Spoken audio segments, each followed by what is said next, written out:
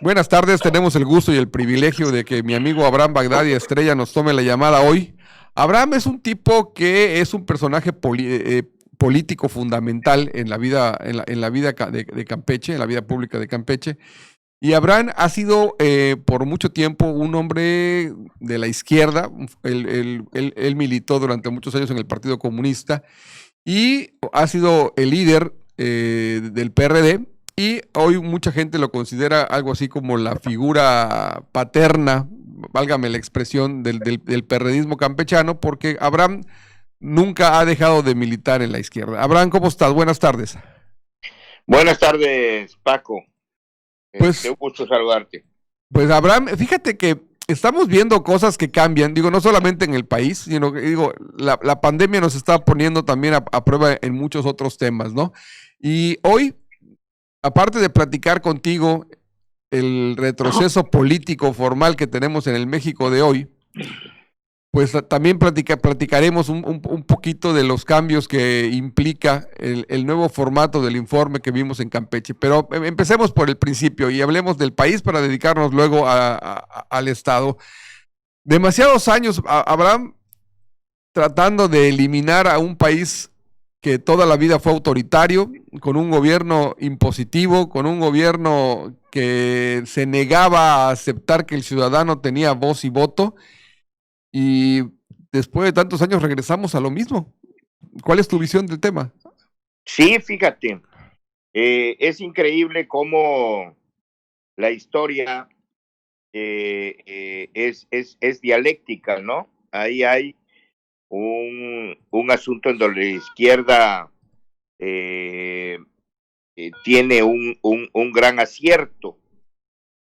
¿Por qué es dialéctica? Porque la historia izquierdas del Partido Comunista Mexicano era acabar con el presidencialismo en México. No sé si recuerdas que antes era muy común que se dijera que en México no se movía la hoja de un árbol si el presidente no lo ordenaba. Sí, sí, sí, como aquella frase de que los cocodrilos volaban aunque fuera bajito, si el presidente lo decía, ¿no? Exactamente, que le preguntaban, alguien dijo, oye, los cocodrilos vuelan. No, pues cómo dices que los cocodrilos vuelan, estás loco, ¿qué te pasa? Sí, los cocodrilos vuelan, ¿cómo crees? ¿Quién te lo dijo? Pues el señor presidente. Ah, bueno, sí vuela, pero bien bajito, decía, ¿no? Eso también era muy común que todo el mundo lo dijera, no te podías oponer a lo que el presidente dijera, ¿no? Sí, claro. Y hoy lo vivimos otra vez, pero peor, ¿sí? Hoy ya ni siquiera es algo que nos imaginamos como sucedía antes, porque antes por lo menos intentaban simularlo, ¿no? Claro. Hoy no, hoy es este sexenio es un sexenio caracterizado por el cinismo, el reconocimiento absoluto, ¿sí?, de los mecanismos autoritarios del poder. Oye, Abraham, Hey, y tantos años militó Andrés Manuel con ustedes en el PRD, y ustedes no se dieron cuenta qué clase de sujeto era. digo, ustedes es un plural que no me incluye. Sí, claro, por supuesto. Hay muchos amigos que me dicen eso. A mí no me eches la culpa de lo que estás viendo.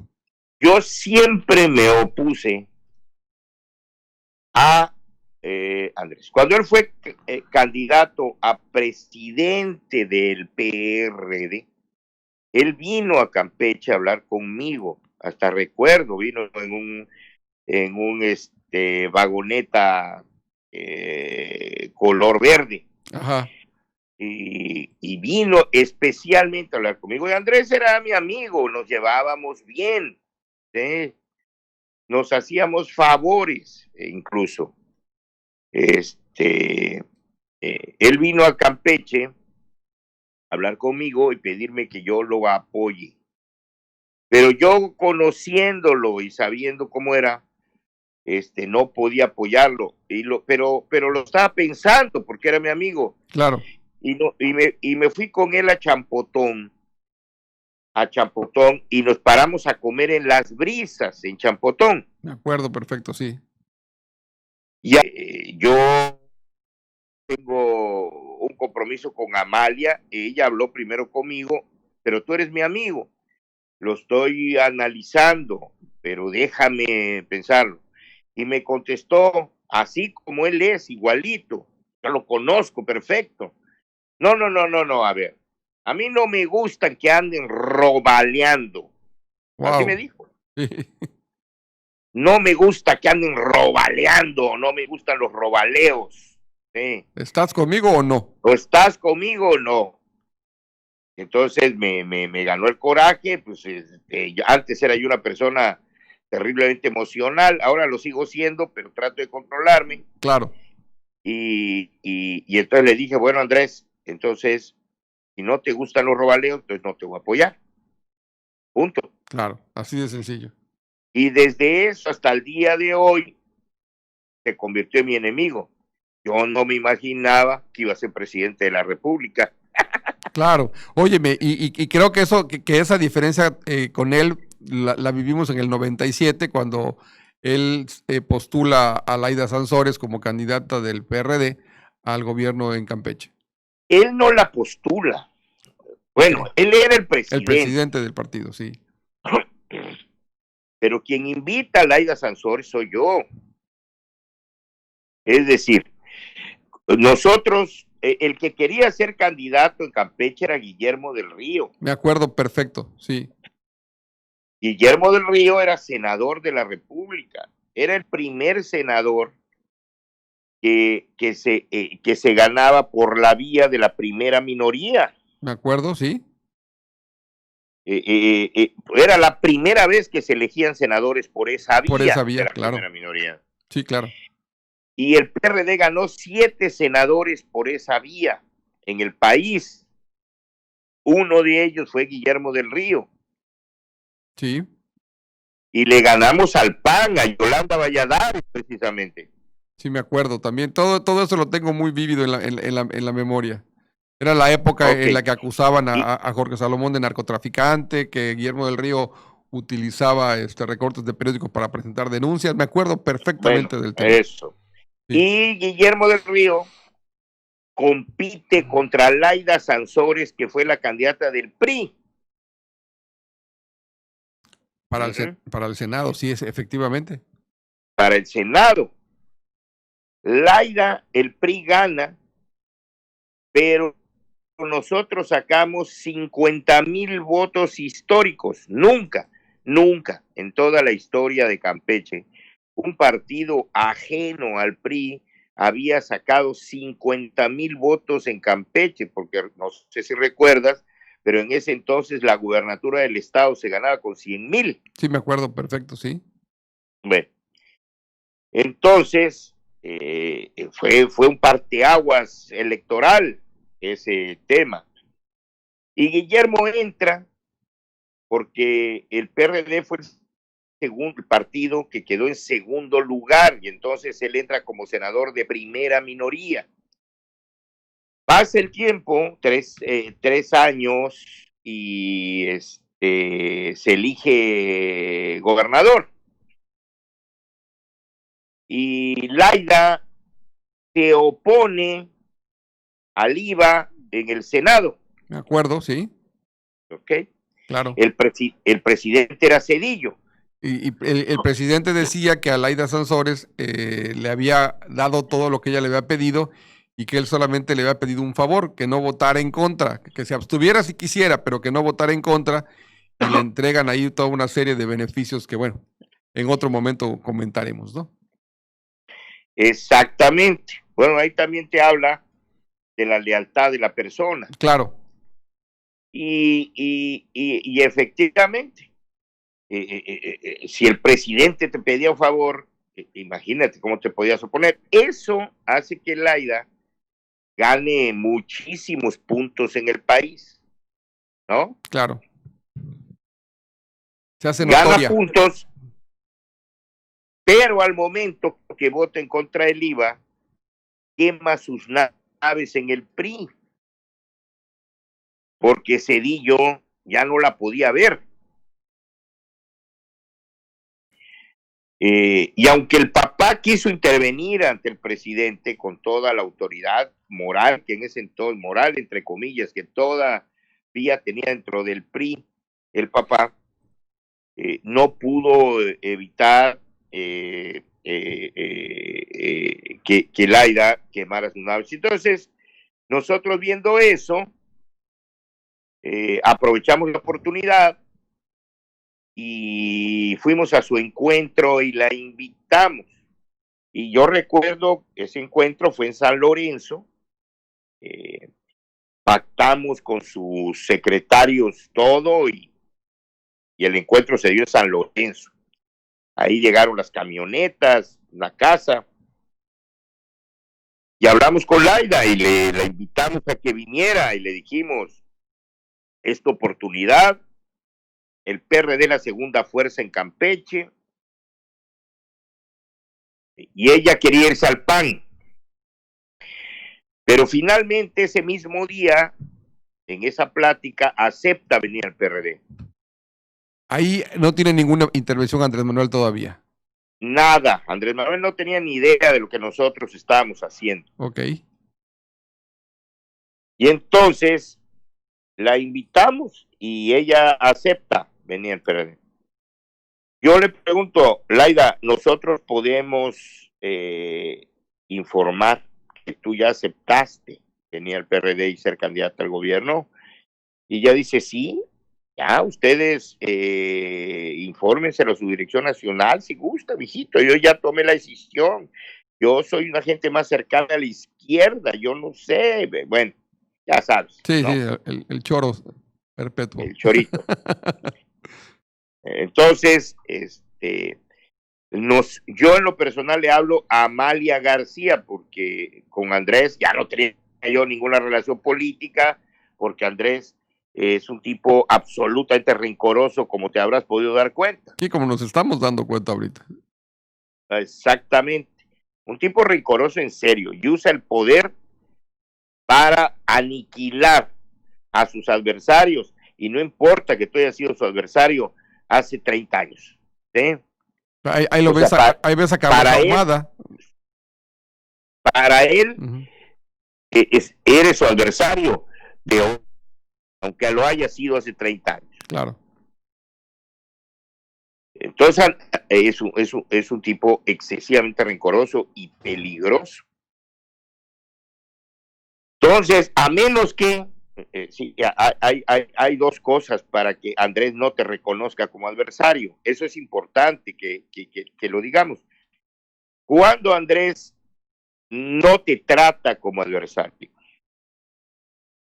cuando a pesar de que fuiste su adversario hace 30 años, regresas y le rindes una pleitesía absoluta. Te pliegas a sus deseos. A sus deseos, y él entonces, en público, te tiene que humillar en alguna ocasión. Ay, wow. Eso es O fuerte, sea, eso es fuerte. Tú tienes que recibir una humillación, cualquiera que sea. Y si la aguantas, te exime de cualquier culpa entonces. De cualquier culpa. Esa es una. Y dos, que sepa que eres un adversario mucho más peligroso que él. Como el caso de Trump, por ejemplo. Por ejemplo. Sí, está clarito el tema ahí. ¿Sí? El caso de Trump jamás, nunca se va a poner. Eso era obvio, porque sabe que Trump lo acaba de un sombrerazo. Momento. Claro, por supuesto. Oye, Abraham, ¿y te das cuenta que esa historia que estamos rememorando el día de hoy va a cobrar nueva vigencia? Porque hoy Laida Sansores es no solamente es la persona que indiscutiblemente Andrés Manuel le va a tomar parecer o le va a informar del tema Campeche, sino que también ella, vemos que de alguna manera deja entrever que tiene una aspiración política en Campeche, a pesar de que es alcaldesa en Álvaro Obregón, que termina creo que el próximo año conforme la elección, y tiene la posibilidad de reelegirse si no fuese, si no tomara la decisión de estar en Campeche, o en los cambios que vienen para nominar candidatos, ella podría acomodarse también en el gabinete o en alguna otra posición superior, pero parece que todo indica que ella sigue con los afanes de venir a Campeche, aunque ya tuvo 4 derrotas. Sí, pero las condiciones de hoy para ella son muy diferentes. Son diferentes. Claro. Entonces, ella está convencida que si viene, va a ser gobernadora, y una de sus mayores ilusiones es morirse siendo lo que su papá fue, gobernador de Campeche, que es lo que le dio a su papá toda la fama, ¿no? Claro. Entonces,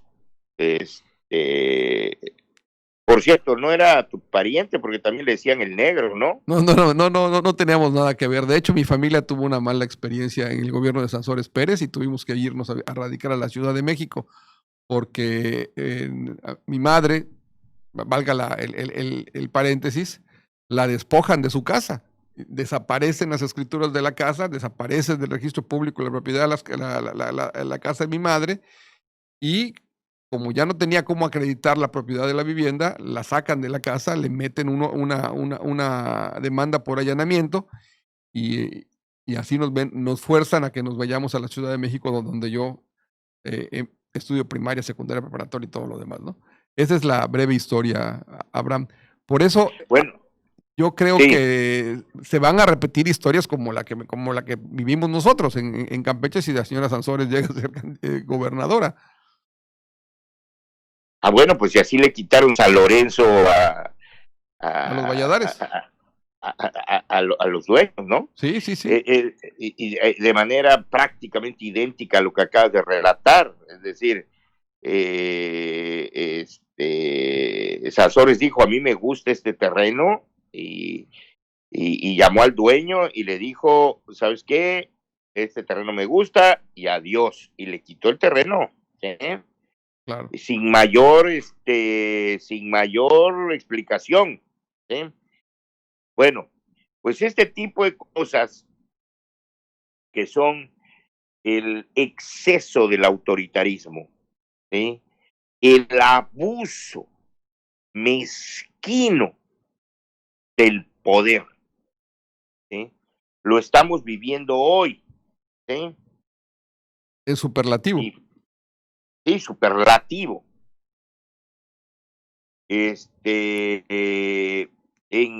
Decíamos, usando la retórica en hipérbole. Ajá. Si Laida llega, esto va a ser increíble lo que va a suceder en Campeche en cuestiones de retrocesos. Es la rendición de un cacicazgo, Abraham. La rendición de un cacicazgo. De un cacicazgo, sí, a niveles extremos. Claro. Es decir, sin límites. Sin límites. Yo veía las encuestas. Yo tengo la idea de que hacer encuestas en este momento es muy anticipado. ¿Por qué? Porque la preferencia ciudadana se va a decantar, yo siento que más por las personas que por los partidos. Entonces, hoy, reducirnos a que Morena ya ganó en determinados lugares cuando ni siquiera hay candidatos formales registrados ante el Consejo, ante el Instituto Electoral, creo que es futurear demasiado. Yo creo que en Campeche debe haber una competencia sólida. Creo que las decepciones de los campechanos, sobre todo en la parte de Ciudad del Carmen, han sido con todos los partidos. Les ofrecieron la llegada de Pemex y Pemex no ha llegado, pero ni de casualidad. Les ofrecieron 20,000 cosas. Peña Nieto les ofreció una reforma energética que los iba a beneficiar y tampoco se concretó. Creo que hay muchos elementos que Campeche pueden influir para que el destino manifiesto no sea votar por Morena ni por el candidato de Morena. Yo creo que formalmente hay muchos elementos para que esta elección, no sé cómo lo veas tú, con tu experiencia de tantos años en la política, puede llegar a ser gobernador una persona que sea completamente desconocida y que tenga un muy buen discurso, porque no va a cargar con el peso de la mala fama o del conocimiento de la gente, ¿no? Mira, es complicado decir eso porque alguien decía hace muchos años, había una frase que circulaba que creo que los mismos priistas acuñaron en algún momento, que decía, la gente no tiene memoria. Sí. Las, alguien decía también otra frase, las turbas no piensan, ¿sí? Okay. Son meramente emocionales. Y lo vemos, por ejemplo, cuando se genera un linchamiento, por ejemplo, ¿no? El tema de la combi, para hacerlo más actualizado. El tema de la combi, donde maltratan al... El tema de sí. el tema de la combi, es decir, lo vemos en las propias redes sociales, una réplica virtual, ahora sí que del tema. Es decir, si en una multitud alguien asume el liderazgo, ¿verdad? Todos los demás se le van a sumar sin pensamiento. Es decir, las turbas le ceden, ¿sí? O más bien el individuo le cede una parte de su yo a esa turba, ¿sí? Claro. En ese momento. Y la turba se convierte en dueño de tus acciones. Eso sucede en los linchamientos y sucede en las redes virtuales, en las redes sociales. Si tú pones una imagen y el primero o los dos, tres primeros que contestan son en un sentido, todos los demás serán más o menos en el mismo sentido. ¿Sí? Sí. Bueno, ese es el tema del asunto. Entonces, en un asunto electoral, en un tema electoral, son turbas, no son individuos los que toman decisiones, sino son turbas que se conectan de manera automática emocionalmente por hilos invisibles. La gente se conecta por hilos invisibles, ¿sí? A través de sus emociones y toman decisiones así, de esa manera. Alguien decía hace también muchos años, cuando Salinas era el más odiado del país, ¿sí? Alguien decía, sí.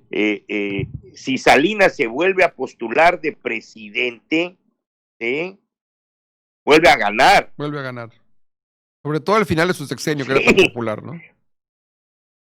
Bueno. Sobre todo al final del sexenio, que era tan popular Salinas. Tan popular y tan odiado aparentemente. Sí, que era un tipo que generaba ambos sentimientos, ¿no? Sí, a mí yo mismo he experimentado, porque ya ves aquí la campaña que tuve yo en contra y el pleito que aquí tuve durante más de 15 años, y eso todavía permea en algunas personas, sobre todo las de mayor edad. Sí. Y dicen, oye, fulano habló lo que no tienes idea de ti. ¿Ah, sí? Pues qué extraño, ayer me lo encontré y nos saludamos hasta de abrazo y beso. Claro. ¿Me explico? Sí, claro. Es decir, no es lo mismo, ¿sí? Una decisión que tú tomas razonadamente a una decisión colectiva. Son cosas completamente diferentes, ¿sí?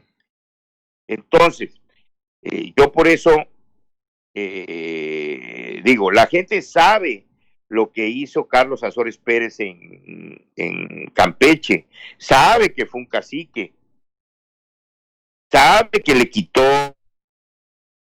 tierras, Viene, sí. que la gente no tenía prácticamente derechos, pero hacía lo mismo que hace AMLO. Desfilaban miles de personas por su casa para que le repartieran centavitos. Claro. Eso digo, Compra conciencias. aquí en Campeche, ¿quién no lo sabe, no? Claro. O sea, necesitabas dinero. Ibas a ver al negro.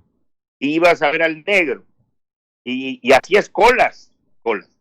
Y sus secretarios ya sabían lo que tenían que hacer. Entonces llegabas, pasabas, te daban tus centavitos, te lo da el licenciado. Agradéceselo. A él. ¿Sí? Claro. ¿No? Y así, y eran miles de personas. No les resolvía la pobreza a nadie. ¿Sí? Pero limitaba la felicidad un momento. Para ese día, o para 2 días, o para una semana. O para esas horas, al final. Así es. O les resolvía una necesidad instantánea. Claro. Por eso, cuando vi hoy las estadísticas de la pobreza en México, y que de 30 millones de pobres subió a 60 millones de pobres en México, o sea, la pobreza en México se duplicó de 30 millones a 60 millones. Ya tienen ahí un buen búnker para poder llenar todas las urnas en la próxima elección. Imagínate. Oye, Abraham, imagínate. ¿Qué te parece si la próxima semana nos echamos otro grito para que sigamos platicando de esto y nos concentramos en la elección que viene, en la que en Campeche van a renovar pues prácticamente todo, ¿no? La gubernatura, los 13 ayuntamientos, el Congreso, y hablamos de quiénes son las personas que hoy por hoy aparecen ya en la palestra queriendo ser candidatos. ¿Te parece? Me parece excelente. Te mando un abrazo y que pases buenas tardes. Gracias, Abraham. Hasta luego. Bye. Bye.